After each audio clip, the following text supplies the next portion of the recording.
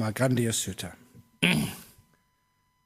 Namo tassa bhagavato arahato samma sambuddhassa.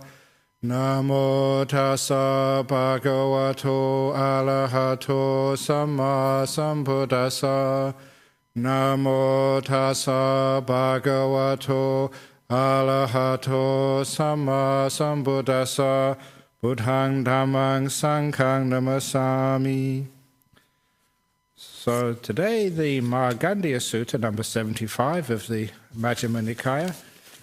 Even though, as I said earlier, that I have read this out before, about 4 or 5 years ago, it is a nice sutta to read out again.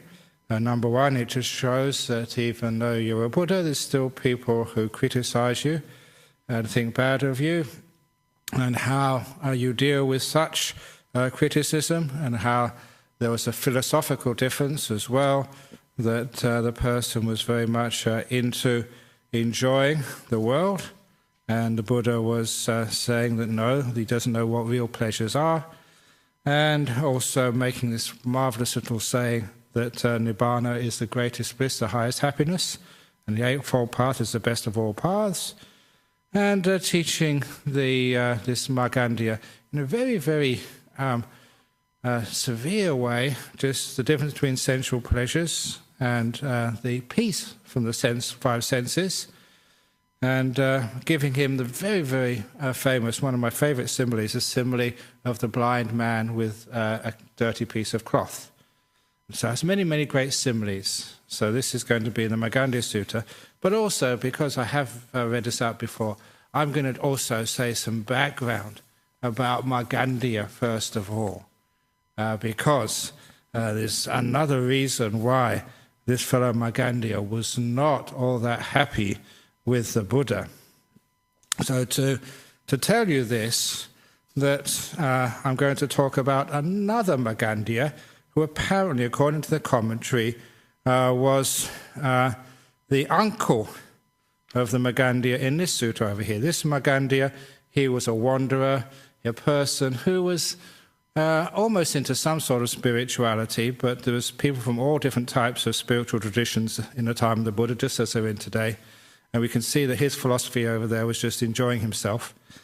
But his uncle was a Brahmin of the Kuru country. This is the same area where the Buddha gives this talk.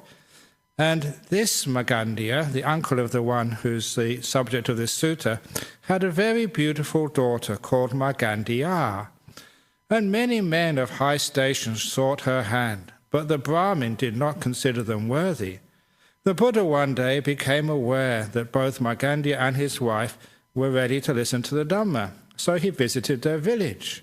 Magandiya saw him, and noticing the auspicious marks on his body, told him of his beautiful daughter, and begged him to wait till she could be brought.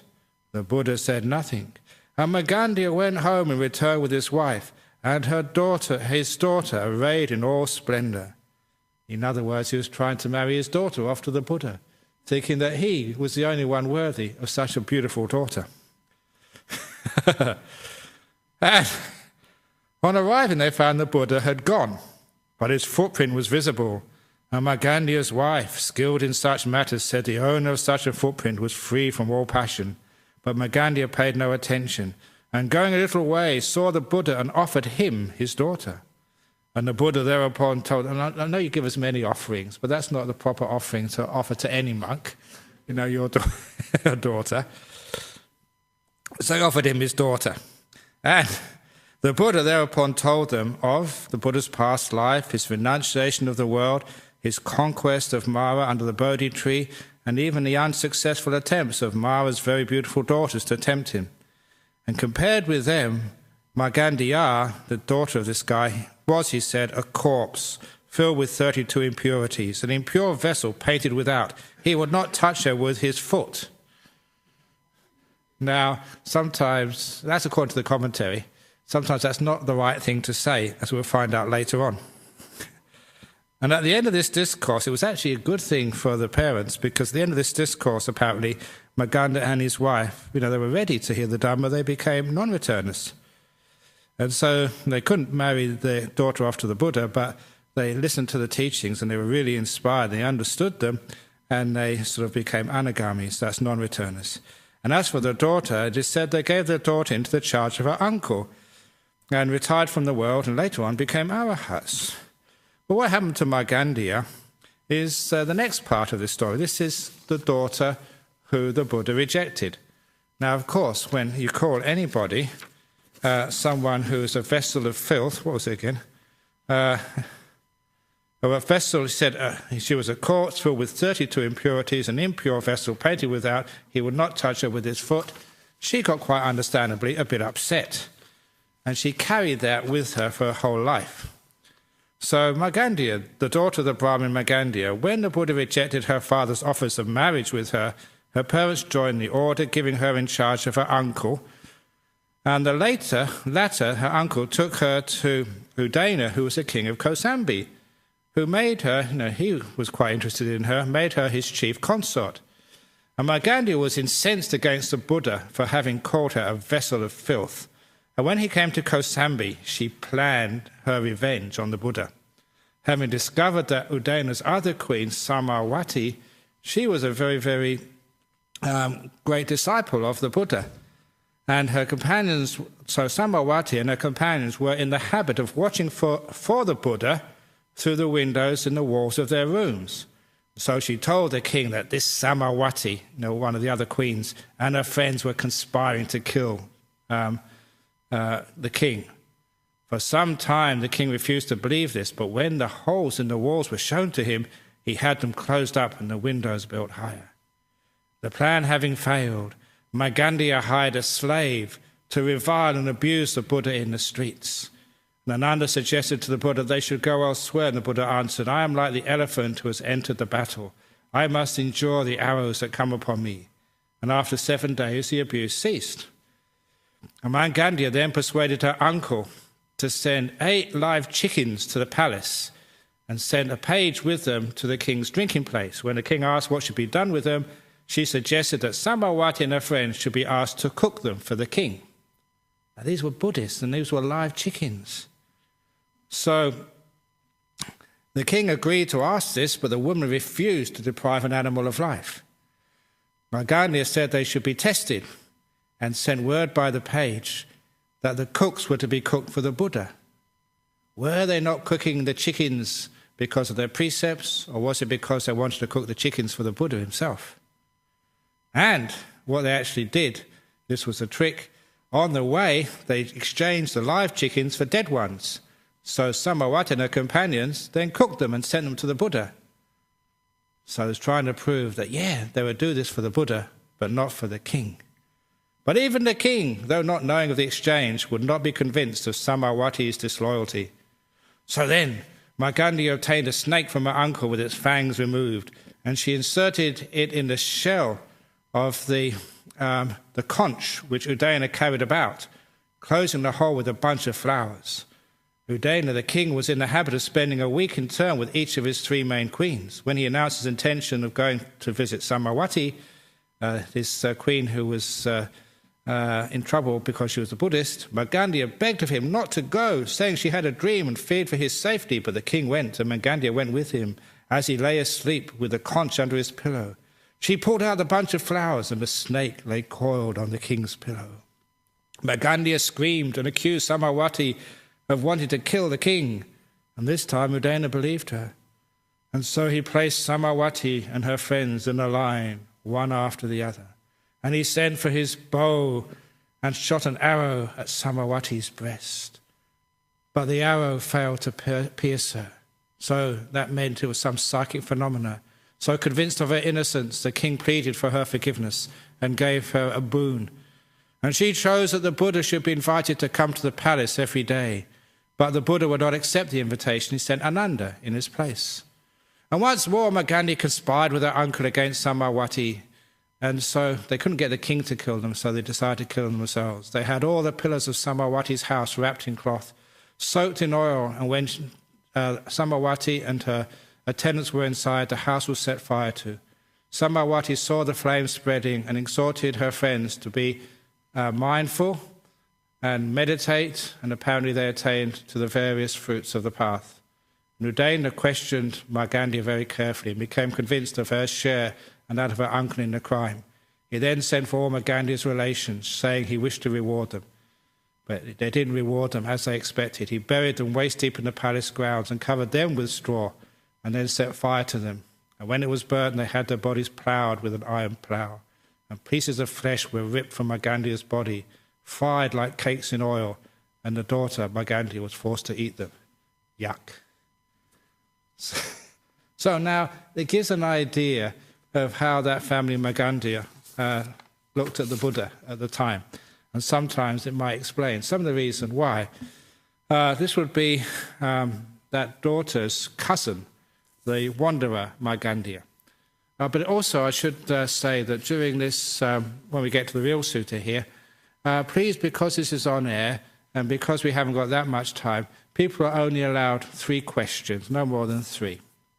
And if you go more than 3, remember what might happen to you, according to Buddhist tradition, about you and your... That's a warning not to ask more than 3 questions. So anyway, thus have I heard. On one occasion, the Blessed One was living in the Kuru country at a town of the Kurus named Kamasadhamma. And he was on a spread of grass in the fire chamber of a Brahmin belonging to the Bharadwaja clan. So this was a Buddha. And even the Buddha, he would just be on a spread of grass in the sort of a chamber which was just used for the ceremonial fire in this Brahmin's house. So he wouldn't have a sort of expensive bedding or anywhere. Even the Buddha would just sleep anywhere. Then when it was morning, the Blessed One, dressed and taking his bowl and outer robe, went into Kamasadhamma, this village or town, for alms food. And after he had wandered for alms in the town, had returned from his alms round after his meal, he went to a certain grove for the day's abiding. Having entered the grove, this little wood, he sat down at the root of the tree for the day's abiding. So he'd go and go for alms, meditate, go for alms, so he eat, and after eating, just go and spend the rest of the day in solitude, meditating. Then the wanderer Magandiya, this was the cousin of Magandiya, the lady who was a consort and got other people into trouble. Then the wanderer Magandiya, while walking and wandering for exercise, went to the fire chamber of the Brahmin belonging to the Bharadwaja clan.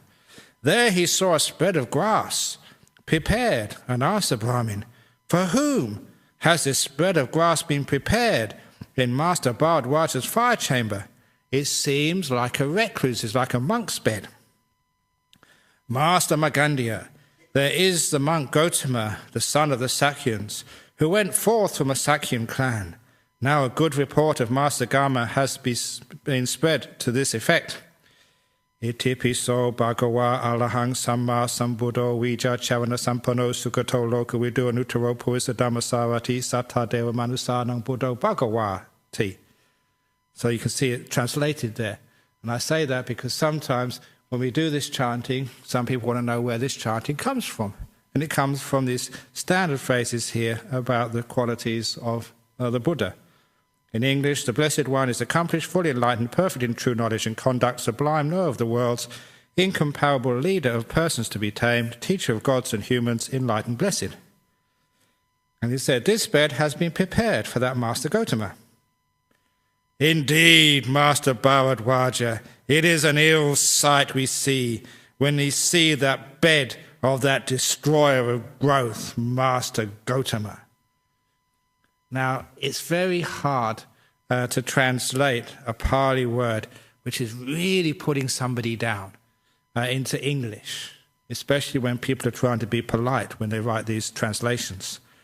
So the word, the destroyer of growth, really is some sort of negative, pessimistic person who doesn't really agree with normal ways of doing things. He destroys prosperity and growth. Because remember, the idea of prosperity and growth would be to get married, have kids, build up the business, get more finances, have the worldly success. And Buddhism, he said, was going in the opposite direction. So he's very upset. Indeed, Master Bharadwaja, it is an ill sight we see when we see the bed of that destroyer of growth, Master Gotama. Be careful what you say, Magandiya. Be careful what you say. Many learned nobles, Brahmins, householders and recluses have full confidence in Master Gotama and have been disciplined by him in the noble true way, in the Dhamma that is wholesome. Master Bharadwaja, even if we saw that Master Gotama face to face, we should tell him to his face that recluse Gotama is a destroyer of growth. Why is that? Because that is recorded in our scriptures. If Master Magandiya has no objection, may I tell this to Master Gotama? Let Master Bharadwaja be at ease. Tell him just what I have said. So it seems that, even those days, people would actually be very, would speak even badly, even about the Buddha. He was not universally respected in the land in which he was born and lived and became enlightened. So meanwhile, remember the Buddha was in the grove meditating. Meanwhile, with the divine ear which is purified and surpasses the human, the Blessed One heard this conversation between the Brahmin of the Bharadwaja clan and the wanderer Magandiya. Now when it was evening, the Blessed One rose from meditation and returned to the Brahmin's fire chamber and sat down on the spread of grass made ready. Then the Brahmin of the Bharadwaja clan went to the Blessed One and exchanged greetings with him. When this courteous and amiable talk was finished, the Brahmin sat down at one side, and the Blessed One asked him, Bharadwaja, did you have any conversation with the wanderer Magandiya about this spread of grass? When this was said, the Brahmin, awestruck and with his hair standing on end, replied, We wanted to tell Master Gotama about that very thing, but Master Gotama has anticipated us. Basically, he wanted to know how the heck did the Buddha know this? But this discussion between the Blessed One and the Brahmin of the Bharadwaja clan was left unfinished. For just then, the wanderer Magandiya, while walking and wandering for exercise, came to the Brahmin's fire chamber and went up to the Blessed One. He exchanged greetings with the Blessed One, and when this courteous and amiable talk was finished, he sat down at one side. The Blessed One said to him, Magandiya, the eye delights in forms and takes delight in forms, rejoices in forms. This is just what the eye sees. That has been tamed by the Tathagata. This is how the Buddha always calls himself. Guarded, protected and restrained. And he teaches the Dhamma for its restraint. Was it with reference to this that you said the recluse Gotama is a destroyer of growth? It was with reference to this, Master Gotama, that I said the recluse Gotama is a destroyer of growth. Why is that? Because it's recorded in our scripture. The ear delights in sounds, the nose delights in odors, the tongue delights in flavors, and the body delights in what is touched. The mind delights in mind objects and takes delight in mind objects, rejoices in mind objects. That has been tamed by the Tathagata, guarded, protected, and restrained. And he teaches the Dhamma for its restraint. Was it with reference to that? Was it reference to this that you said the recluse Gotama is a destroyer of growth? It was with reference to this, Master Gotama, that I said the recluse Gotama is a destroyer of growth. Why is that? Because it's recorded in our scriptures. So it's quite clear that this Magandiya, he is not really interested in restraining the six senses. And rather, he found out later on, it's like trying to enjoy the senses as much as you possibly can. And the growth of that enjoyment is the path which Magandiya is following. Basically, just someone who likes to experience things as much as possible in this world. What do you think, Magandiya? Here someone may have formerly enjoyed himself with forms cognizable by the eye that are wished for, desired, agreeable and likable, connected with sensual desire and provocative of lust. On a later occasion, having understood as they actually are the origin, the disappearance, the gratification, the danger and the escape in the case of these forms, he might abandon craving for these forms, remove the fever for these sight objects, and abide without thirst, with a mind inwardly at peace. What would you say to him, Magandiya? Nothing, Master Gotama. What do you think, Magandiya? Here someone may have formerly enjoyed himself with sounds cognizable by the ear, with odours cognizable by the nose, flavours cognizable by the tongue, tangibles cognizable by the body that are wished for, desired, agreeable, unlikable, connected with sensual desire and provocative of lust. On a later occasion, having understood as they actually are, the origin, the disappearance, the gratification, the danger, and the escape, in the case of tangibles, he might abandon craving for tangibles, remove fever for tangibles, and abide without thirst, with the mind inwardly at peace. What would you say to him, Magandiya? Nothing, Master Gautama. Now, first of all, I'll point out, well, we started off with the 6 senses. Now, in the last this paragraph, we're just refining it down to the 5 senses, leaving out the mind. That's an important point, which we'll come back to in a moment. And now the Buddha says something about his experience of these sensory pleasures. Magandiya, formerly when I lived the home life, I enjoyed myself, provided and endowed with the 5 causes of sensual pleasure, namely with forms cognizable by the eye, sounds cognizable by the ear, odours cognizable by the nose, flavours cognizable by the tongue, with tangibles cognizable by the body, all that are wished for, desired, agreeable and likable, connect with sensual desire and provocative of lust. I had 3 palaces, one for the rainy season, one for the winter, and one for the summer. I lived in the rains palace for the 4 months of the rainy season, enjoying myself with musicians who were all female, and I did not go down to the lower palace. On a later occasion, having understood as they actually are the origin, the disappearance, the gratification, the danger and the escape of these sensual pleasures, I abandoned craving for these sensual pleasures. The sensual pleasures here mean the pleasures of these very 5 senses. I removed fever for sensual pleasures, and I abide without thirst, with a mind inwardly at peace. I see other beings who are not free from lust for sensual pleasures, being devoured by craving for sensual pleasures, burning with fever for sensual pleasures, indulging in sensual pleasures, and I do not envy them, nor do I delight therein. Why is that? Because there is, Magandiya, a delight apart from sensual pleasures, apart from unwholesome states, which surpasses divine bliss. Since I take delight in that, I do not envy what is inferior, nor do I delight in that inferior. So he's giving his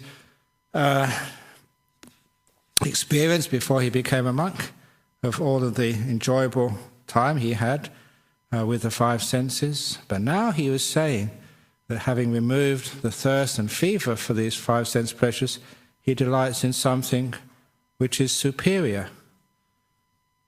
The sensual pleasures, so that which is apart from sensual pleasures, apart from unwholesome states. And what does that mean?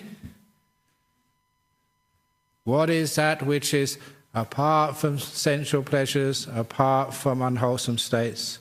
In Pali, that is vivicca kamehi, vivicca akusalehi dhamehi. Anybody know? Jhana, yeah, that's the description of the first jhana. And the other jhanas afterwards. Apart from sensual pleasures, I sometimes call it the 5 senses, apart from unwholesome states, he abides in the first jhana. So that gives you an idea of what the Buddha was saying over here. Compared to the delight of the jhanas, it's much better than these 5 senses. So why should he delight in the inferior when he has access to the superior? And that's one of the reasons why you all know my teachings. I try and teach you guys and girls how to get these jhanas so you understand what the Buddha is really talking about. So if you have that pleasure, why are you at all interested in these other pleasures? That's what the Buddha is saying. Suppose, any questions about that so far? Yes? Oh yeah, that's right, you've got to do that.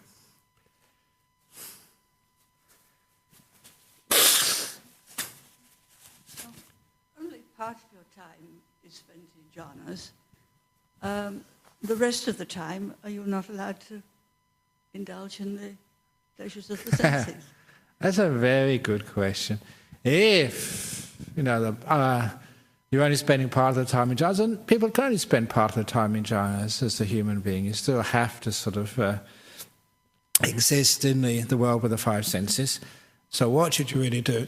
It's here that the Buddha was actually saying that if you calm down that thirst and desire for that sensory pleasures, then the access to the jhanas becomes very easy.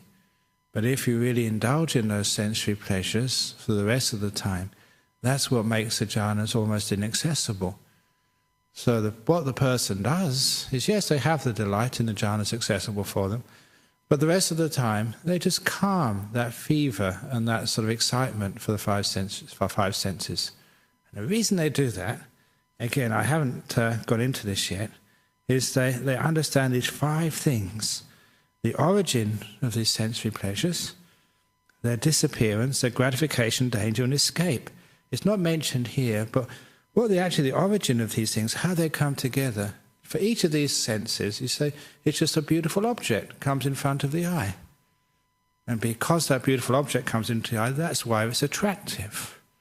If an ugly object comes in front of the eye, then it's unattractive. And the point is, you've got no control over this. And so the disappearance is that these things come and go. They're impermanent. You can't always have beauty in front of you. It comes and it goes. That's the disappearance. The gratification. Yeah, these sensory pleasures, they have a joy to them. But the danger is, the joy doesn't last that long. And the joy which you get from sensory pleasures, it just keeps you wanting for more. It never gives you a peace. That's why the Buddha says like a fever or a thirst. The idea of a thirst is the same word, this word for craving in Buddhism, tanhakkhayo, it's the same as the word for being thirsty. When you really need a glass of water and you're really, really hot, you really need something to drink. And that's sort of that craving, that must-have part of these five sense pleasures, that is the danger. And the escape from them, that is just removing the desire for these five senses. But the only way you can actually do that is not philosophically, not through negativity. Remember, like in medieval Christian asceticism, the monasticism, some of these people would really get into ascetic practices, like mortifying their body, whipping themselves, fasting. It's these guys who used to live on the top of these old pillars, the stylites, out in all types of weather at all time, never washing, eating really, really gross food, thinking that the more ascetic they were, the more they would actually overcome this attachment to these senses and become closer to God. But those sorts of things doesn't work. That is not the escape in the case of sensory pleasures. The escape is very much this eightfold path which actually leads into these jhanas as the eighth factor. So you really see something much better. So the answer to the question is, you cannot stay forever in the jhanas, not in this human life. But you realize that the joy you have in the jhanas is very much dependent upon the restraint you have outside. So you live a life of restraint and peace amongst the five senses, without the fever. Does that make any sense? Yes. Ajahn, is the escape always the Eightfold Path? Yes. And so that's a general answer to any experience, sensory experience, the escape from any of the sensory world. It seems to me to be a cover-all answer, and it is maybe lacks specificity. It's a cover-all answer, but it is a brilliant answer. Remember that eightfold path, especially in sensuality. What the Buddha is saying here is very powerful, that you do need something better, an experience which is better. Just an idea that these things are not good enough, an idea that I'm a Buddhist, I should not be enjoying my sensory pleasures, an idea that I will will myself not to enjoy sensory pleasures is just psychological denial. It will not work. So when you say the Eightfold Path, do you mean that this particular sensory experience, like for example, in some of the teachings the Buddha says, well, with one particular disturbance, one should try and understand it. For another particular observance, one should try and avoid it. For one particular another observance or difficulty, one should try and overcome it. Are you talking about the Eightfold Path as a general, just get on the track and go, or are you talking about the Eightfold Path as there are things within various aspects of the Eightfold Path which need to be applied in specific situations to this particular sensory addiction? No, the escapes which you are talking about is a little bit of restraint. In other words, you see something which is delightful, you stop yourself, you change your object, or you avoid these things. But that is only a temporary subduing of those that sense. It's not a real escape from it. It just hides it under the carpet.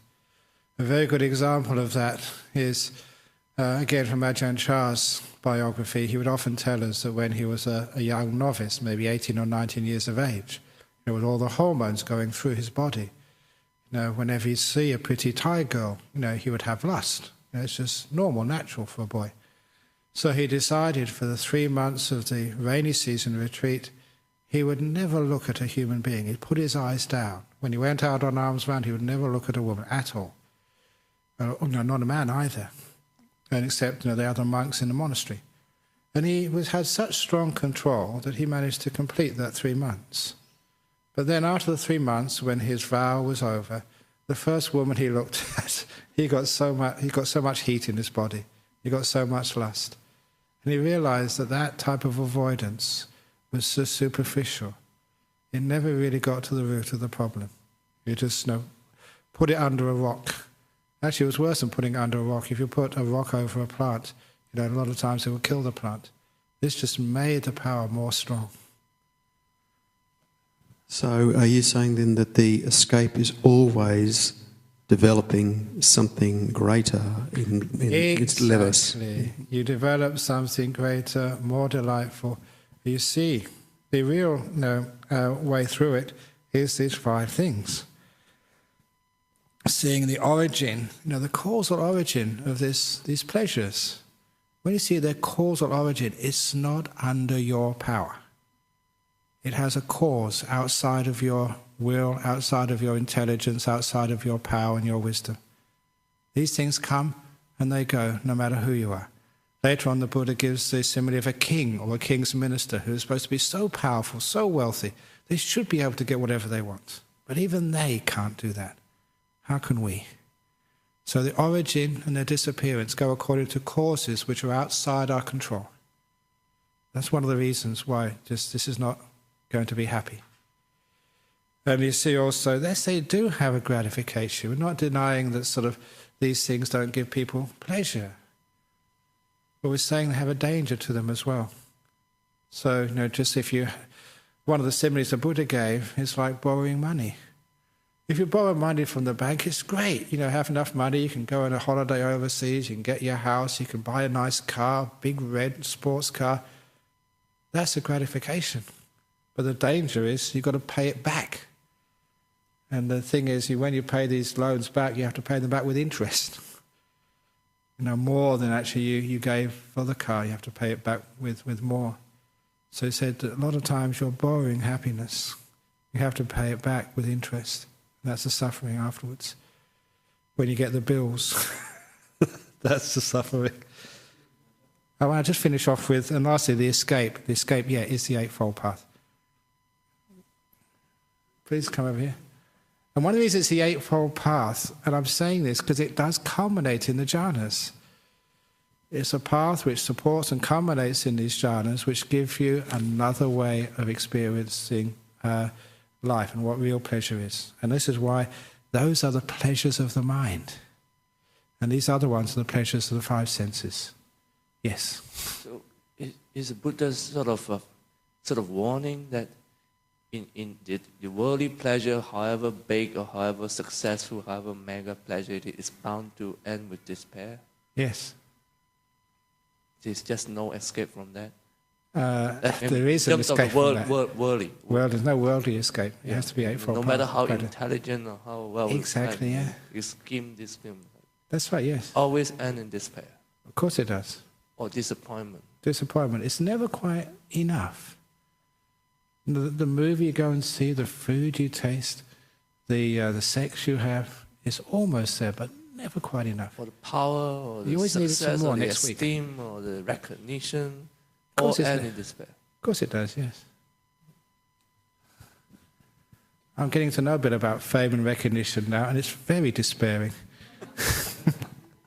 You never get any rest. Can I say something, Ajahn Brahm? Quickly. You've only Yes, got, quickly, just yeah. you only got 3 Since you questions. mentioned about God just now, God, yeah, God, yeah. I think that's not really part of the sutta here. So you've got to keep it on track. Next time, I'll ask Okay, next time. so yeah, keep it on sense pleasures. Okay. Now you get some. Glad you're actually catching into what's being said here. It's a powerful sutta. We're going now to paragraph 11. He just said, since I take delight in that, the pleasure apart from the 5 senses, and he's referring quite clearly here to the jhanas, because that's, apart from sensual pleasures, apart from unwholesome states, that is the first lines of description of the jhanas. Since I take delight in that, I do not envy what is inferior, nor do I delight therein in the inferior. Now the first simile, suppose Magandiya, a householder or a householder's son, was rich, with great wealth and property, and being provided and endowed with the 5 causes of sensory pleasure. He might enjoy himself or herself with forms cognizable by the eye, sounds cognizable by the ear, odours cognizable by the nose, flavours cognizable by the tongue, and tangibles cognizable by the body, that are wished for, desired, agreeable, and likeable, connected with sensual desire and provocative of lust. Having conducted himself well in body, speech, and mind, on the dissolution of the body after death, he might reappear in a happy destination, in the heavenly world, in the retinue of the gods of the 33. And there, surrounded by a group of nymphs in the Nandana grove, he would enjoy himself, provided and endowed with the 5 causes of divine sensual pleasure. Suppose this Nandana grove, it means like delightful grove. The 33 is just one of the heaven realms posited in the time of the Buddha. In other words, this would be, a realm which everybody would have as part of the culture of India at that time. They would understand this is a heavenly realm. Everything is far more superior. Suppose he saw a householder, this is as a deva, as a god. Suppose he saw a householder or a householder's son enjoying himself, provided and endowed with the 5 causes of human sensory pleasure. What do you think, Magandiya? Would that young god, surrounded by the group of nymphs in the Nandana grove, a nymph is supposed to be a beautiful young girl, if you don't know that word, it's supposed to be, I think, a Greek word. He might call a bimbo. What else you can do? Okay, I think that word got a laugh, so that must be it.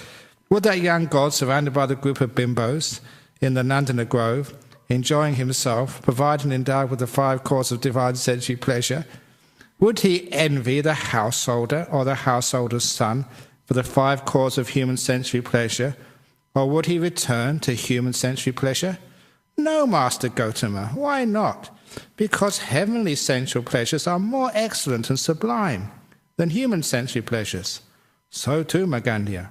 Formerly, when I lived a home life, I enjoyed myself, provided and endowed with the 5 causes of sensory pleasure, with forms cognizable by the eye, tangibles cognizable by the body, all these things which are wished for, desired, agreeable, and likeable, connected with sensual desire and provocative of lust. On a later occasion, having understood as they actually are the gratification, the danger, and the escape, they've actually missed out the origin and the faded disappearance. Having understood as they actually are the gratification, danger, and escape in the case of sensory pleasures, I abandoned craving for sensory pleasures. I removed fever for sensory pleasures, and I abide without thirst, with a mind inwardly at peace. I see other beings who are not free from lust for sensory pleasures, being devoured by craving for sensory pleasures, burning with fever for sensory pleasures, indulging in sensory pleasures, and I do not envy them, nor do I delight therein. Why is that? Because there is, Magandiya, a delight apart from sensory pleasures, apart from unwholesome states, which surpasses divine bliss. Since I take delight in that, I don't envy what is inferior, nor do I delight therein. So that's one of the first examples of seeing something which is inferior. Now he's saying just heavenly pleasures towards human pleasures. Now why would a heavenly being want human pleasures? One would always go to that pleasure which is superior. Now the next similes come, which are very common in the time of the Buddha. They may not be so understandable today because this was people who were afflicted with leprosy.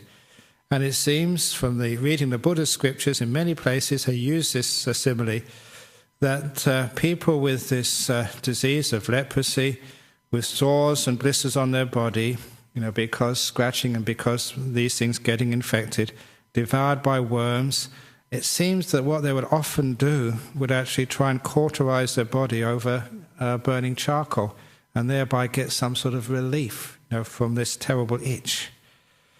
Well, this was obviously very common in the time of the Buddha, and because of this, that he used this as a simile. This is paragraph 13. Suppose Magandiya, there was a leper with sores and blisters on his limbs, being devoured by worms, scratching the scabs off the openings of his wounds with his nails, cauterizing his body over a burning charcoal pit. Then his friends and companions, his kinsmen and relatives, would bring a physician to treat him. The physician would make medicine for him, and by means of that medicine, the man would be cured of his leprosy, and would become well and happy, independent, master of himself, able to go where he likes.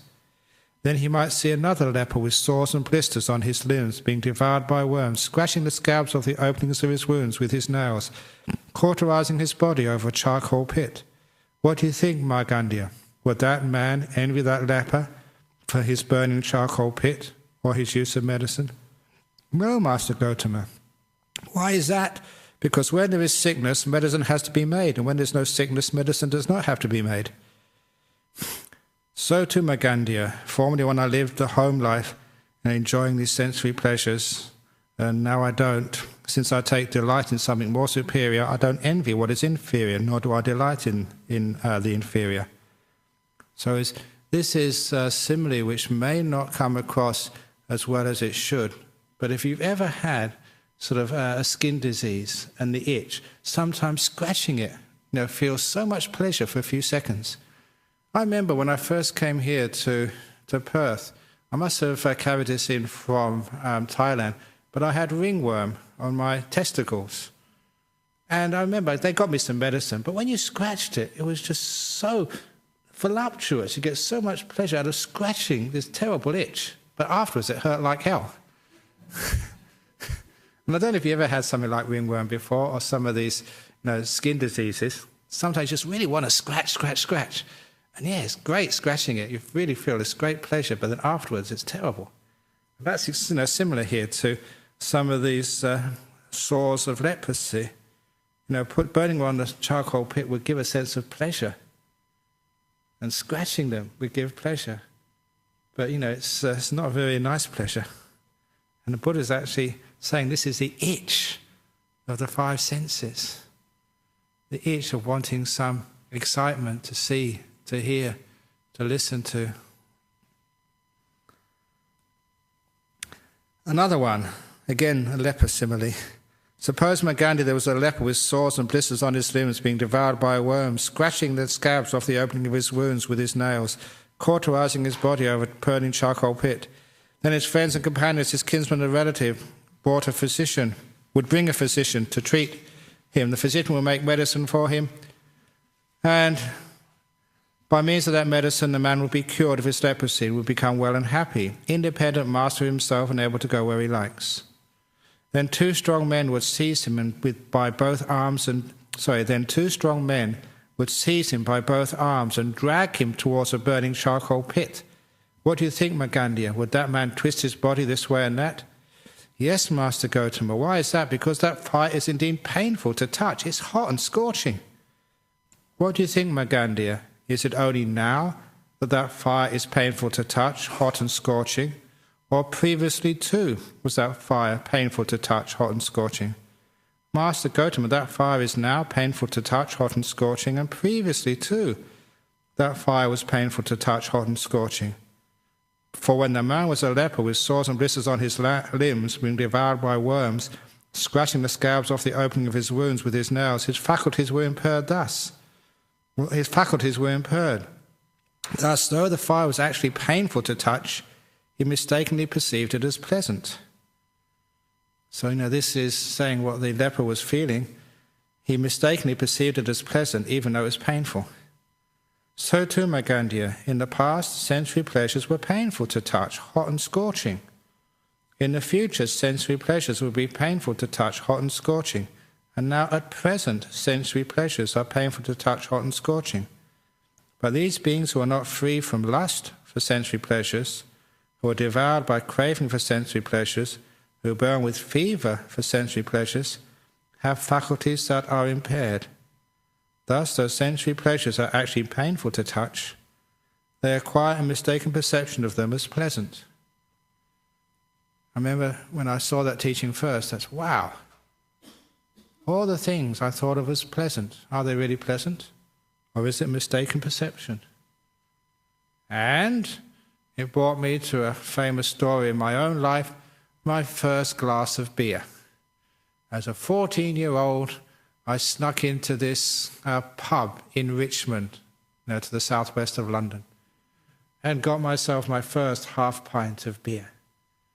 It's like a rite of passage for a young man growing up, sneaking in underage to get a beer because everyone else was drinking beer and it was supposed to be a cool thing to do. And when I drank that first half pint of beer, I couldn't believe how bad it tasted. I had a really free and open mind, and I don't know why anyone would drink this stuff. And because of peer pressure, because everybody else, almost without exception, would say how delicious beer was. And they spend so many evenings spending so much money buying and drinking this stuff and saying what a wonderful night they had. And no party would be complete without beer. The peer pressure was so strong that within 6 months I started to enjoy it. That's how you acquire a mistaken perception of them as pleasant.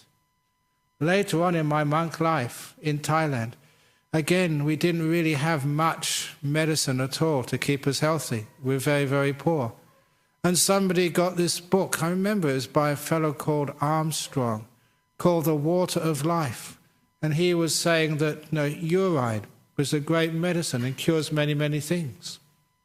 And so, being a young man willing to try anything, with a few other guys in the monastery, we started drinking our own urine. Is that tough, do you think? You think, yuck. But it's amazing. Just after a few weeks, it was actually quite tasty. Nice and salty. Who's got the right perception or not? And actually, I carried on doing that for 3 or 4 years. It's only when I came here to Thailand. Because I remember just, the hot season here in Thailand, the sun was so hot that, that really was a bit too concentrated to drink. It didn't have enough water. So that's when I gave it up and I never took it up again. But there we go. I mean, you do things like that. Is it pleasurable? Is it unpleasurable? After a while, it actually tastes pleasurable. If you don't believe me, try it. Didn't do them any harm anyway. So, sometimes mistaken perception of them as pleasant and unpleasant. What is the correct perception? It really starts you to question all these things we think as pleasurable. Are they really pleasurable? Or is it really just conditioned? Everyone else says this is pleasurable. Yes. Brahm, I did a little bit of research on metabolic learning, where a taste that is normally quite terrible but actually improves and makes you will become liked. So it becomes very positive. So it's possible, that the urine was actually helping you in that sense. But that doesn't explain beer, because that doesn't make any Well, sense. no. And that came to my other question, if I'm allowed 2 questions. I wanted to ask about beer being a drug, whether drugs are a sense, are they changing the mind? Is this come under the six senses, or how does that fit in to the desire for drugs? I don't get desire for drugs like any other pleasure, because a lot of times many of the drugs give enhanced sensory pleasures. It makes the music just more exciting. It makes like sights really weird and incredibly beautiful. So I think some of those are just enhancing the five senses, strengthening them. But I think it's also, because I never really got into drugs as a kid, so I really don't know too much what I'm talking about. But I think from hearing other people that sometimes when you have the downers, it enhances the senses, not just the pleasure, but the pain. So when you really go down, it really hurts. Is that true? I'm not sure. I don't think beer enhances the senses as far as I know. But yeah, indeed. But people have a lot of pleasure, when they're drunk, they go to the parties. I'm not sure, but it's certainly one of those drugs which, or one of those things which, first of all, when you take them, wonder what's the big deal about this? Why is it supposed to be delicious? And that sort of started me asking questions about some of the other pleasures of life. I did remember reading an article, again, these are articles on science magazines, and I should have really kept it. If anyone has this research, then give me a copy of it, please do. I could have it wrong, but I think I remember correctly that somebody was doing research on sexual intercourse and found actually the receptors in the brain which were glowing, which showed a sign that these were excited, were the usual receptors for pain. And so actually the receptors in the brain for sexual intercourse were actually showing this should be painful. But it was actually considered to be pleasurable. Do you know anything about cocaine, Ajahn. Sorry? It's cocaine. Dopamine, and my understanding is, and I stand to be corrected, that the release with orgasm releases dopamine, and it's similar to some of the psychotropic drugs that are released. There's different ones. Serotonin is one, which is kind of like more about bonding, but the buzz thing, that's dopamine. And but the one which somebody was saying, it was pain receptors, the same thing which happens when you're hurting, the same part of the brain. It is. You think about it, people that are into S&M, Ajahn, people that are in for a good spanking, and they enjoy that. There's a mild form of pain, and that generates a dopamine release. So, yeah, you're right. Yeah. So sometimes, what's going on here? Is this painful? Is it pleasurable? That's really asked some tough questions. Things which you think are pleasurable. Is it really pleasurable? Or is it just like the leper, cauterizing their limbs over fire? Or me scratching the ringworm? Anyway, we carry on with these tough questions which should be asked. Now what did we get to? Paragraph 17, thank you. Suppose Magandiya, again the leper similes, there was a leper with sores and blisters on his limbs, being devoured by worms, scratching the scabs off the opening of his wounds with his nails, cauterizing his body over a burning charcoal pit. The more he scratches the scabs and cauterizes his body, the fouler, more evil-smelling and more infected the openings of his wounds would become. Yet he would find a certain measure of satisfaction and enjoyment in scratching the openings of his wounds. So too, Magandiya, beings who are not free from lust for sensory pleasures, who are devoured by craving for sensory pleasures, who burn with fever for sensory pleasures, still indulge in sensory pleasures. The more such beings indulge in sensory pleasures, the more their craving for sensory pleasures increases, and the more they are burned by the fever for sensory pleasures. Yet they find a certain measure of satisfaction and enjoyment in dependence on the five causes of sensory pleasure. And here the Buddha says a very important thing. The more you indulge in the sensory pleasures, the more the craving increases. It's one of those things we think, oh no, if I just satisfy my sensory pleasures, then I won't want any more afterwards. I'll just try and just have as much enjoyment as I possibly can, and then I'd realise for myself I don't need any more. But the opposite actually works. The more you indulge in these sensory pleasures, the more you can have these sensory pleasures, the more you want, the more the craving increases. So it doesn't satisfy the thirst. It just makes you more thirsty. Now there's another simile here. What do you think, Magandiya? Have you ever seen or heard of a king or a king's minister enjoying himself or herself, provided and endowed with the 5 courses of sensory pleasure, who, without abandoning craving for sensory pleasures, without removing fever for sensory pleasures, was able to abide free from thirst, with a mind inwardly at peace, or is able or will be able to so abide? No, Master Gotama. He's pointing out now just the average person's understanding of peace of mind, be able to abide inwardly at peace. And I think many people would understand that sometimes people who are searching for sensory pleasures can never find that peace. Always wanting to go to the next hit, going to the refrigerator, there's nothing to eat in it, surfing on the internet or on the channels on the TV. I don't know, how many channels are there on when you get these, was it the satellite TV? 60, 70, 80? And sometimes people say nothing on TV tonight. 70 or 80 channels. Now I remember when I was a kid in London we had ITV and BBC, and sometimes there were fights to the death, almost, not quite, on which programme we would have on. ITV only had 2 channels. But sometimes, since the more we have, the more unsatisfied we are. Interesting. Anyway, good Magandiya, I too have never seen or heard of a king or a king's minister. These were the most wealthy people, powerful people. King or a king's minister enjoying themselves, provided and endowed with the 5 courses of sensory pleasures, who without abandoning that craving for sensory pleasures, without removing the fever of sensory pleasures, was able to abide free from thirst with a mind inwardly at peace, or is able or will be able to so abide.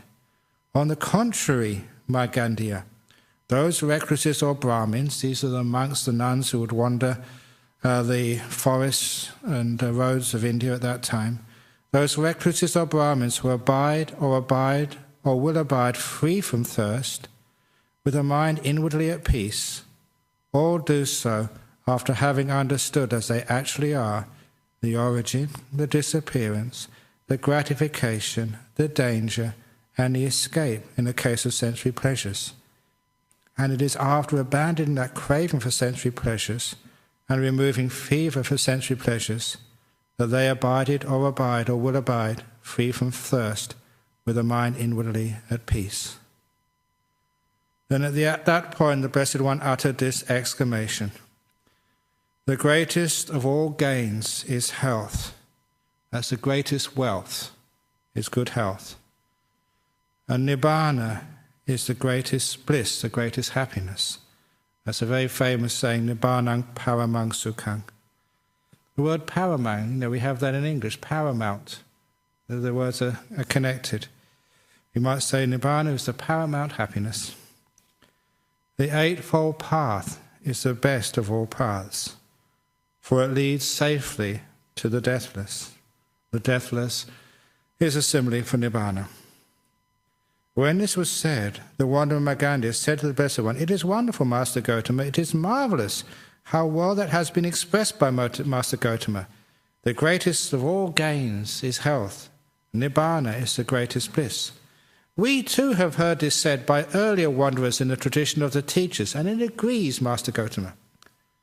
But Magandiya, when you heard that said by earlier wanderers in the tradition of the teachers, what is that health? What is that Nibbana?" When this was said, the wanderer Magandiya rubs his limb with his hand and said, "Oh, this is that health, Master Gotama. This is that Nibbana, for I am now healthy and happy and nothing afflicts me." And that gives an idea of what he thought that Nibbana was, the highest happiness. Just no physical well-being and just no having whatever you want. Magandiya, suppose there was a man born blind who could not see dark and light forms, who could not see blue, yellow, red or pink forms, who could not see what was even and uneven, who could not see the stars or the sun or the moon, that he might hear a man with good eyesight saying, "Good indeed, sir, is a white cloth, beautiful, spotless and clean." And he would go in search of a white cloth. Then a man would cheat him with a dirty, soiled garment thus, "Good man, here's a white cloth for you, beautiful, spotless and clean." And he would accept it and put it on, and being satisfied with it, he would utter words of satisfaction thus, "Good indeed, sir, is a white cloth, beautiful, spotless and clean." What do you think, Magandiya? When that man born blind accepted that dirty, soiled garment, put it on, and being satisfied with it, uttered words of satisfaction thus, "Good indeed, sir, is a white cloth, beautiful, spotless and clean," did he do so knowing and seeing, or out of faith in that man with good eyesight? Venerable sir, he would have done so unknowing and unseeing, and out of faith in the man with good eyesight. So sometimes if you're blind and put faith in things, you get sold a dirty old cloth. So much for blind faith. That's a very good simile. I say that a lot. So too, Magandiya, the wanderers of other sects are blind and visionless. They do not know health. They do not see Nibbana. Yet they utter the stanza thus: "The greatest of all gains is health. Nibbana is the greatest bliss." This stanza was uttered by the earlier accomplished ones, fully enlightened ones, thus: "The greatest of all gains is health. Nibbana is the greatest bliss. The Eightfold Path is the best of paths, for it leads safely to the deathless." But now it has gradually become current among ordinary people. That's an interesting aside there, because it seems that, there were Buddhas before Gautama the Buddha, and it seems that some of their teachings, even though that they had declined and no one really understood them, they were still around. And now this is one of those. It seems that people still had some memory of teachings of many, maybe centuries before, things such as Nibbana is the greatest bliss, but they never really understood what it meant. And for those of you interested in one of the other anomalies in Buddhism, the Buddha's first two teachers, Alara Kalama and Udakaramaputa, was supposed to be teaching these great states based on jhana, but which didn't seem to be based on jhana at all. It seems to be that this was just like an echo from previous teachings, that yes, before there were these things, but they had been literally dumbed down, as this particular phrase was also dumbed down. Obviously, what Buddhism meant by the greatest of all gains is health, people can understand that, but Nibbana is the greatest bliss. The meaning of Nibbana had been dumbed down. And I see that happening even now. You all know that I really teach jhanas and I encourage jhanas, but often even jhanas are dumbed down in many traditions. There's obviously to see the reason why. People know now in the Buddhist circles, especially in the West, that jhana is important, but it's sometimes difficult to attain. So, because of the desire, the market pressure, if you like, on teachers, that their disciples get jhana, it's so easy for them to dumb it down. So really what is not real jhana, teachers will say, well, that's a jhana. It's actually the requirements are being dumbed down. I see the same thing with degrees at university. I remember as a student reading Goethe's Dr. Faustus. If any of you know that story, the beginning of that story was this fellow Faustus in Germany, I forget which city, he was awarded a doctorate. And they'd only award a doctorate maybe once every 5 or 6 years. So if you got a doctorate, a PhD, I mean, you're really, really brilliant. But you all now know that doctorates, hundreds of doctorates are issued every year, in all universities. You can see in those centuries, the doctorate has been dumbed down. And even bachelor's degrees, what was required in the early years, maybe 20 years ago, was much tougher than is required today. There's always a dumbing down of standards. There will always be that. That's just the nature of our world. And there's also will be with jhanas. And also you can see it happening here. What Nibbana meant, the word dumbing down. Now it has gradually become current among ordinary people. And although this body, Magandiya, this is again top of page 615, and although this body, Magandiya, is a disease, a tumour, a dart, a calamity, an affliction, and you know that when you get old, referring to this body, you say, this is that health. Master Gautama, this is that Nibbana. You don't have that noble vision, Magandiya, by means of which you might know health and see Nibbana. And by this time, at least, Magandiya had sort of got the message. So he said, I have confidence in Master Gautama thus. Master Gautama is capable of teaching me the Dhamma in such a way that I can come to know health and see Nibbana. He's becoming convinced now. But Magandiya, suppose we're a man born blind who could not see dark and light forms or the sun and moon, and his friends and companions, his kinsmen and relatives would bring a physician to treat him. The physician would make a medicine for him, yet by means of that medicine the man's vision would not arise or be purified. In other words, it wouldn't work. What do you think, Magandiya? Would that doctor reap weariness and disappointment? Yes, Master Gautama, so too, Magandiya. If I were to teach you the Dhamma thus, this is that health, this is that Nibbana, you might not know that health or see Nibbana, and that would be wearisome and troublesome for me. So he's saying that, sometimes the treatment doesn't work. Sometimes he doesn't see the health, doesn't understand Nibbana. Even the time of the Buddha, not every disciple got enlightened. Some left and they gave up and criticized the Buddha. Sometimes it worked, sometimes it didn't have the wherewithal for it to work. But Magandiya says, look, I have confidence in Master Gautama thus. Master Gautama is capable of teaching me the Dhamma in such a way that I can come to know health and see Nibbana. Magandiya, suppose there was a man born blind who could not see dark and light forms or the sun and moon. He might hear a man with good eyesight saying, good indeed, sirs, is a white cloth, beautiful, spotless and clean. And he would go in search of a white cloth. Then a man would cheat him with a dirty, soiled garment thus.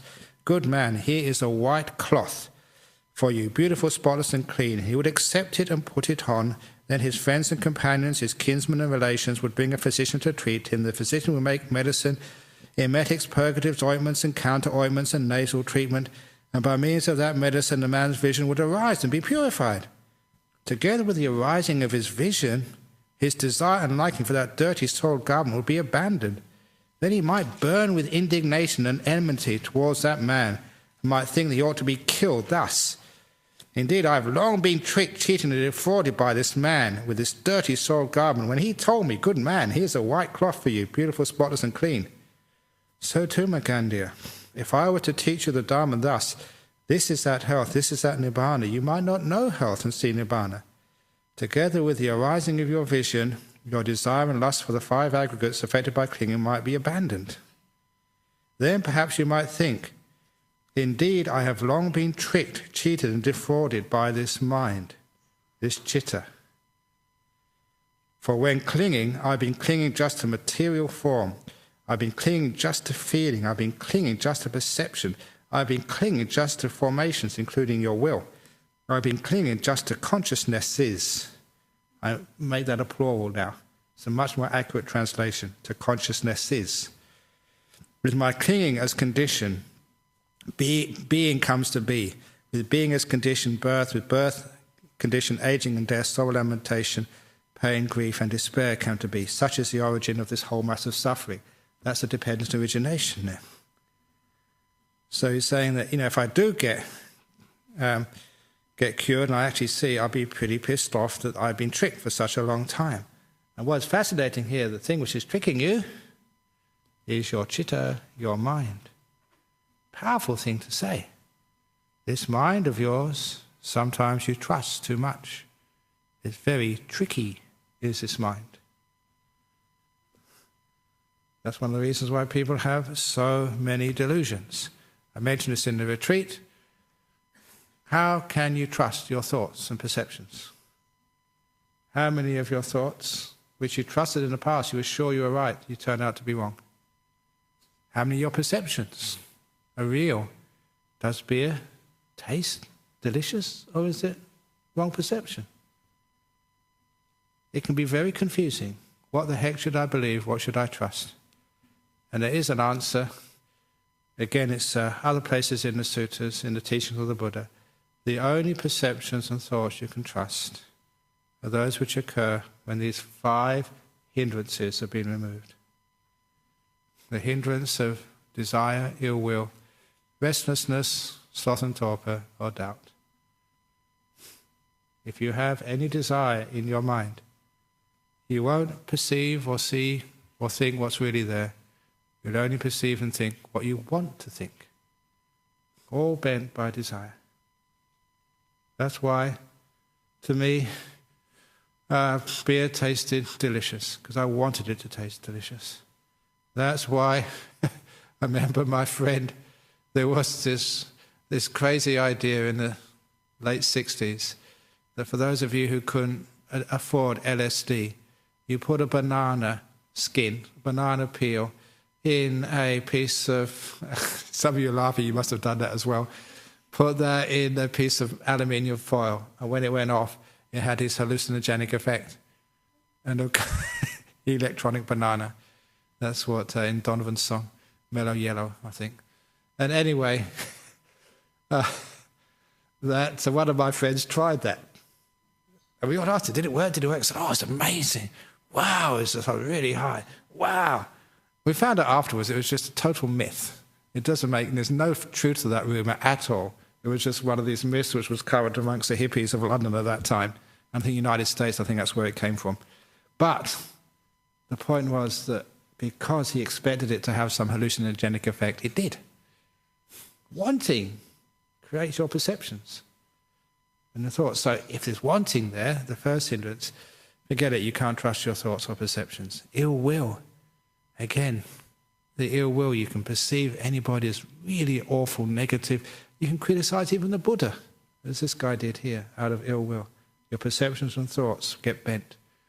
Restlessness, you're not there long enough to really understand what's right in front of your eyes. That's a simile which I've given many times of walking up the hill to the monastery in Serpentine. Too fast, you just can't see anything. Slow down, stop, you can see much more. And again, sloth and torpor, you don't have to explain that. You're just too dull to see. And doubt, never again staying long. It's a form of restlessness, never staying long enough to really understand. So it's only those when the 5 hindrances are overcome that you can trust your perceptions and thoughts. Otherwise, they're bent. So you can see here that the fellow has been blaming his citta, especially the mind, when it's been affected by the hindrances. Long have you been tricked. But I have confidence in paragraph 25. I have confidence in the Master Gotama. Thus, Master Gotama is capable of teaching me the Dhamma in such a way that I might rise up from this seat, cured of my blindness. Then, Magandiya, associate with true men. Now, true men doesn't mean males. What does it actually mean by true men? This is one of those words, it's a synonym for those who have already seen the Dhamma. These are the Aryans, the stream winners, once returners, non-returners, and arahats. So really, the translation really should be, associate with enlightened beings. When you associate with enlightened beings, you will hear enlightened Dhamma. When you hear the enlightened Dhamma, you will practice in accordance with the enlightened Dhamma. When you practice in accordance with the enlightened Dhamma, you will know and see for yourself thus. These are diseases, tumours and darts. But here, these diseases, tumours and darts cease without remainder. With the cessation of my clinging comes a cessation of being, cessation of being, cessation of birth, aging and death, sorrow, lamentation, pain, grief and despair cease. Such is the cessation of this whole mass of suffering. When it was said, the wanderer Magandiya said, Magnificent Master Gotama, Magnificent Master Gotama, Master Gotama has made the Dhamma clear in many ways, as though he were turning upright what had been overthrown, revealing what was hidden, showing the way to one who was lost, or holding up a lamp in the dark for those with eyesight to see. I go to Master Gotama for refuge, and to the Dhamma and to the Sangha of bhikkhus. I would receive the going forth under Master Gotama, I would receive the full admission. That's the full ordination. Now, the novice ordination and the full ordination, which you've seen here. Magandiya, one who formerly belonged to another sect and desires the going forth and the full admission in this Dhamma and discipline, lives on probation for 4 months. At the end of 4 months, if the monks are satisfied with them, then they give them the going forth and the full admission to the monks' state. But I recognize individual differences in this matter. So that's why, if there was somebody from another religion, another path, another philosophy, came into Buddhism, they'd just say, well, just check you out for 4 months, first of all, just to make sure that you are really able to fulfill the lifestyle of a monk, and also to make sure that the other monks agree that you belong to this little group. Make sure you fit in, basically. And Venerable Sir, if those who formerly belong to another sect and desire the going forth in the full admission in this Dhamma discipline live on probation for 4 months, and if at the end of the 4 months the monks, being satisfied with them, give them the going forth in the full admission to the monk state, then I will live on probation for 4 years. At the end of the 4 years, if the monks are satisfied with me, then let them give me the going forth in the full admission to the monk state. And so with an attitude like that, when the Buddha says, I recognize individual differences, he got ordained pretty quickly. So then the wanderer Magandiya received the going forth under the Blessed One, received the full admission, and soon, not longer after his full admission, dwelling alone, withdrawn, diligent, ardent, and resolute, the Venerable Magandiya, by realizing for himself with direct knowledge, here and now entered upon and abided in that supreme goal of the holy life, for the sake of which clansmen rightly go forth from the homing life into homelessness. He directly knew birth is destroyed, the holy life has been lived, what had to be done has been done, there is no more coming to any state of being. And the Venerable Magandiya became another one of the arahats from that little teaching. So there was a guy who was very attached to his sensory pleasures, and because the Buddha's taught him, well, let go of those sensory pleasures, something much more enjoyable. He followed that path and saw that he could let go of his clinging and eventually became an arahat. So that's the Magandiya Sutta. Any other questions anyone has about that?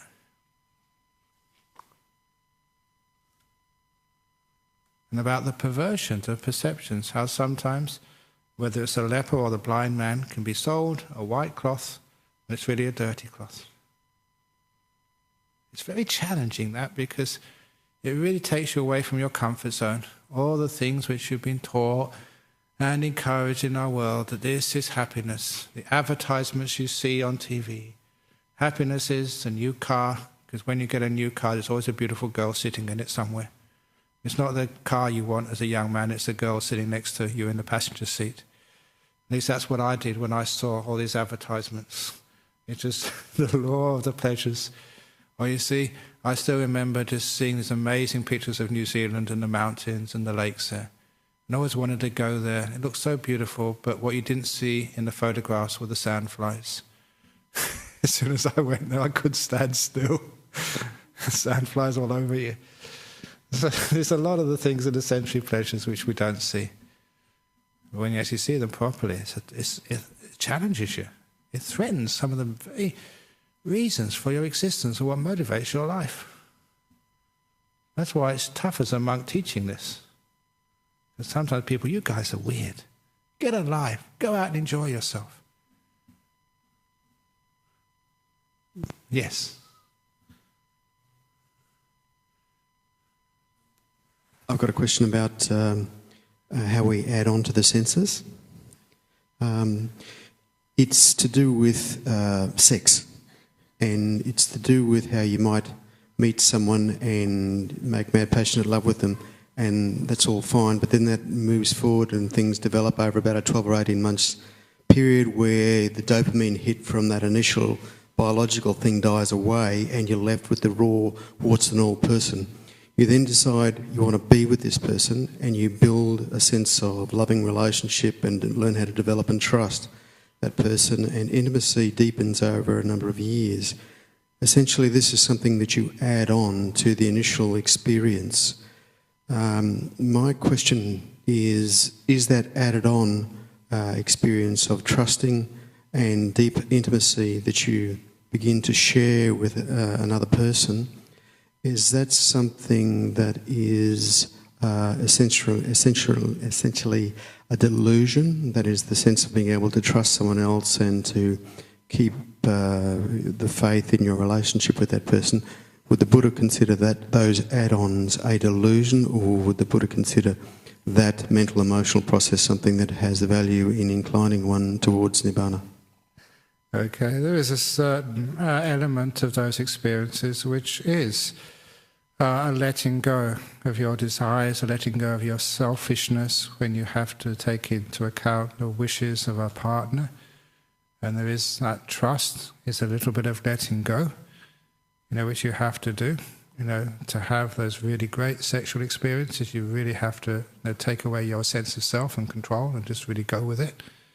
I'm saying that as a monk, 40 years, I think, since I last had sex. You can understand what goes on by the nature of the mind.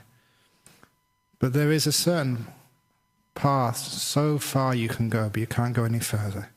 Because it also leads to a lot of clinging. And that is the danger of those relationships. And that clinging is part of control. That's my partner. This is my relationship.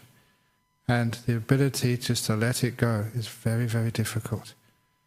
You know what happens in relationships. Sometimes they reach their use-by date. But people have got different sort of ideas of what the use-by date is. It's very rare the couple agree on the same use-by date and can part.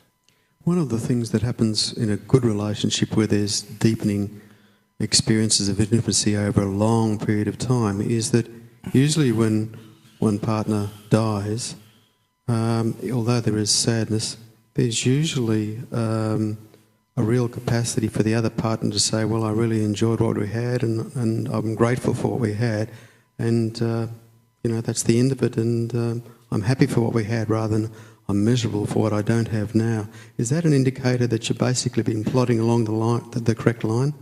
It means that's an indication that your relationship has actually grown beyond the average. Because the average is a lot of clinging, a lot of fear when you lose the other person. You define yourself as part of that person. So you're losing part of yourself, literally. It's very hard to know who you are after that person dies. So it is a difficult thing. But for those, sometimes you do meet, quite often actually, because these are the people who come to the Buddhist society, who take their relationship to that level, where it's not so much of a clinging anymore, but a letting go, where they really do become kalyana mittas, rather than lovers. And those people then they're making a huge step forward. But I go back to what the Buddha says, that, in relationships, sensory pleasures, there is the gratification and the danger, eventually escape from it. There is a dangerous as well. You can't have the love without the arguments. Don't think that the arguments is a case that you're failing. That's part of having that relationship.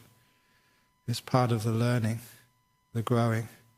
And sometimes we grow together, sometimes we grow apart. You really can't predict that. And you're very lucky if you grow together. It just happens that sometimes you grow apart. That's just life. You have to accept that. So if you went into a relationship knowing the origin and the disappearance of that relationship, it came together, so it must end. It's not going to go on forever. Not for lifetimes. This is not my soul partner. I'm going to be reincarnated with you till the end of the eon. That's obviously stupid. But the idea also, you'll understand the gratification. There's great joys in having a relationship, but also the danger of it as well. And eventually the escape from that clinging. If you go into it knowing the rules of the game, then you end up with much less suffering. It's the same with being a monk or a nun. There's a gratification of being a monk or a nun. There's a danger of monastic life. There's even the escape from monastic life, which is not identifying with being a monk or a nun at all. You can still wear the robes. You still keep all the rules. You never think, I am the monk.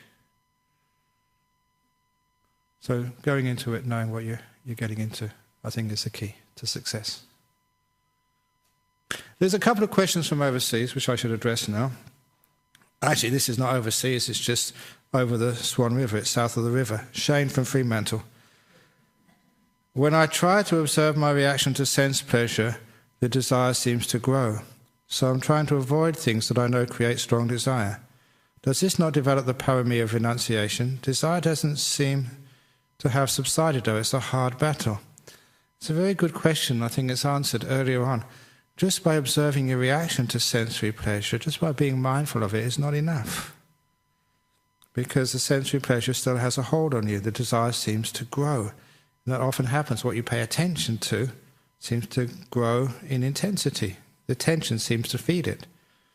So I'm trying to avoid things I know create strong desire, and that degree of avoidance, as we were saying earlier, is helpful, but it is superficial. It does develop the power of renunciation, but not to its fulfillment. You only know you've really renounced when you can walk away from it totally and it disappears. It's like the person who says, yeah, well, I've renounced smoking, but I just haven't given it up yet. And it's a hard battle.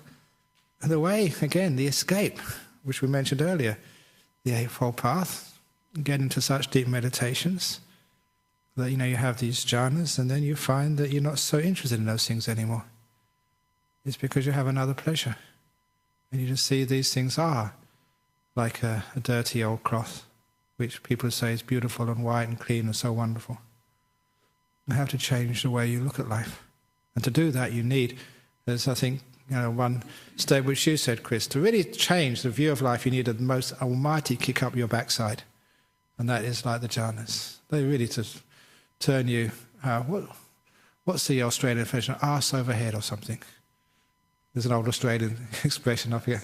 Don't say it. Don't say it. Head over heels, I think, is the polite way. And Russell from Hawaii. How beneficial is reading the sutras by yourself and have a book with the sutras? They can be very inspiring sometimes, but sometimes it can be very hard to understand and confusing. Any comments, please? Yeah, it is very good to read the sutras yourself, so please do so. Sometimes it's very helpful to have them explained by someone who knows what they're talking about, not just a scholar, but someone who meditates as well. That's why we put these talks online, so you can get sort of like a senior experienced monk's explanation of these sutras. It really opens them up much more than you will be able to do by reading it by yourself. But the most important thing is please to meditate as well and get some deep meditations. If you have the sutras and you have your meditation, the two of them come together, then you really understand what the Buddha was saying. The meditation gives you the experience. The books, these are like the guidebooks to Paris, the guidebooks to London. You have your guidebook, you go to London, and you can actually understand what all these places are and their history and why they're there. You just read the guidebook, you don't really understand London. If you just go there without a guidebook, you miss too much. You have the guidebook and you have the visiting, say, London. You've got the two together, you have a great trip and you really get lots of understanding. So sutras are the guidebook. The Lonely Planet Guide to Nibbana, written by the Buddha. And the going there is the meditation. Hope I don't get into trouble calling the sutras Lonely Planet Guide. But that's a very well-known set of books for travellers. Very good. Any other questions or comments? Okay. One for Anusha. She's got the hand up first of all. Yeah. You can't go yet. So, Chris, you've got to take the... Anusha, first of all, with the question.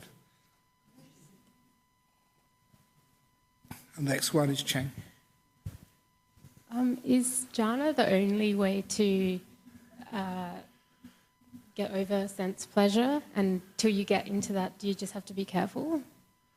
You have to have a degree of renunciation to get into jhanas, but sometimes people just get into them anyway. So sometimes from experience, you see that people who are living in the world, they just press the letting go button, they get into a jhana and it changes their whole life.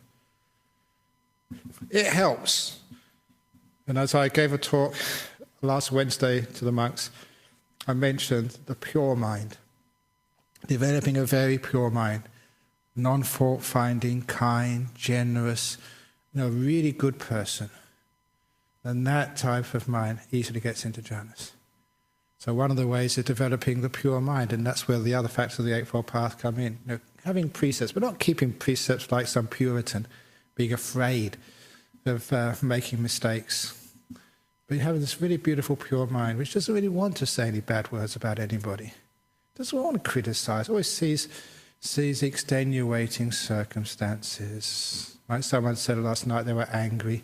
How do I overcome anger? He said, if it's your boss, just think they're brain damaged, and your boss happens to be brain damaged, so give them a bit of a break. It's not really their fault, that's the best they can do. Give them have a pure mind, see the extenuating circumstances. And with such a pure mind, which is kind, forgiving, that type of mind easily gets into jhanas. Fault-finding, controlling is just too much, too hard. So all those other factors of the Eightfold Path, they all come together in the jhanas, which means you're not blind anymore. So you can actually see what real happiness is.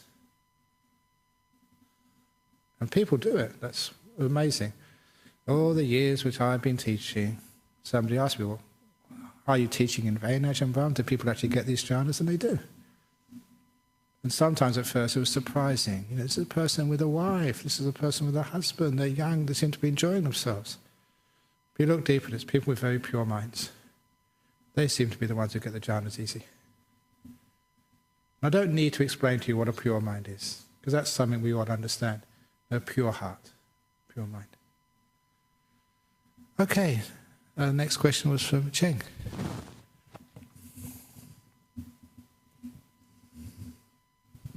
Just for curiosity, on this paragraph 18, if we truly just follow the sutta structure, to really fully understand this gratification, escape and all this, and then right up to able to abandon sensual pleasure, you're actually talking to a person who is already a non-returner, right?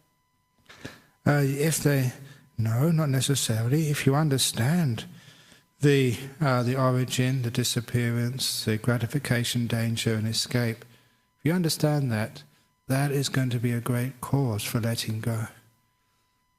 And at least it will make you, the understanding will make you a stream winner. So, just a stream winner. But you take that further, obviously, because once you get on that path, then you're on your way, and just see how far you get. But at least a stream winner. And just that, this is just a comment. Yeah. It's for people like me who don't need convincing that we need jhana. It's quite boring to keep hearing about. Please get into jhana. What is this sense restraint? I think somehow, if we know that we try our best and we, like I said, pure mind and more relaxed, and no fever. Calming down the senses.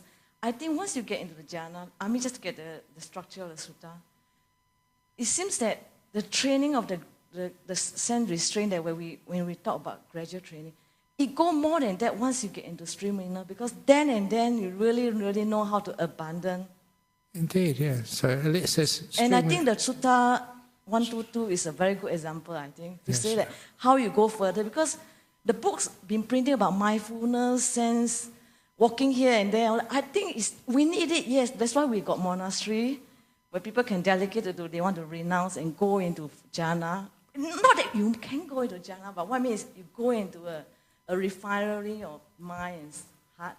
But when to really, really restrain your sensual pleasure, all this, I think there's a step further, and that step further, the Buddha had already told you, is go right into a stream winner, follow the Eightfold Path, and be a non-returner.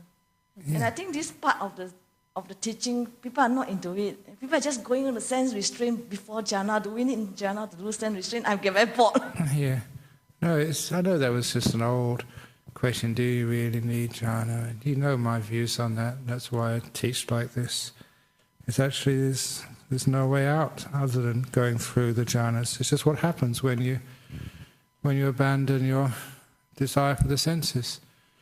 As I said, it's not something which you try and get. It's just something which happens. It's a sign on the path. It's a landscape. Yeah, it's a landmark of letting go. So the more you let go, the closer you get. So you have to do that. So that's all it really means. When this sutta was actually mentioning that in the pleasure he knows, which is something better. And that's also mentioned in other sutras as well. That you can't really sort of let go or even lessen the sensory desires without the experience of something more. So that's actually what this is teaching and why I teach like this. So restraint is okay. It's very important. It's lovely. But yes.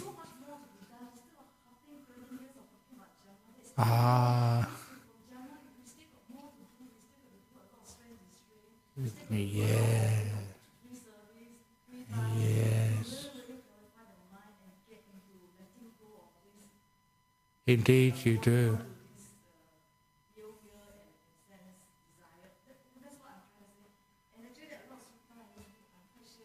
Indeed, yes.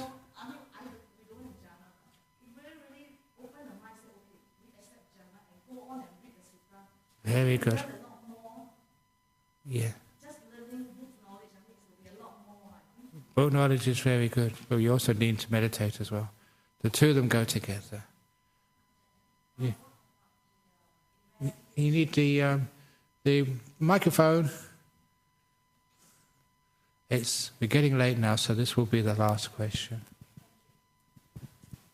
Ajahn, what about the investigation of the law? Yeah.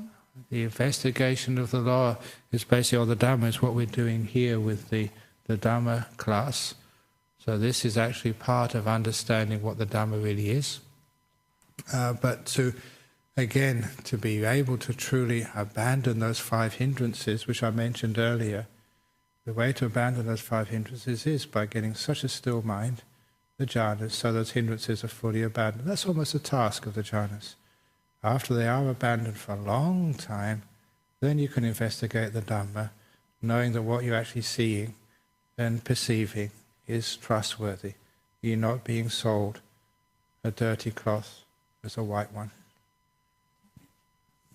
So that's why we have to investigate with the mind free from hindrances. Okay, so I know I have to go now because there is an interview at Bodhinyana Monastery at 4:45. I have to get there, so I have to rush off. So now we just pay respects to the Buddha, Dhamma and Sangha.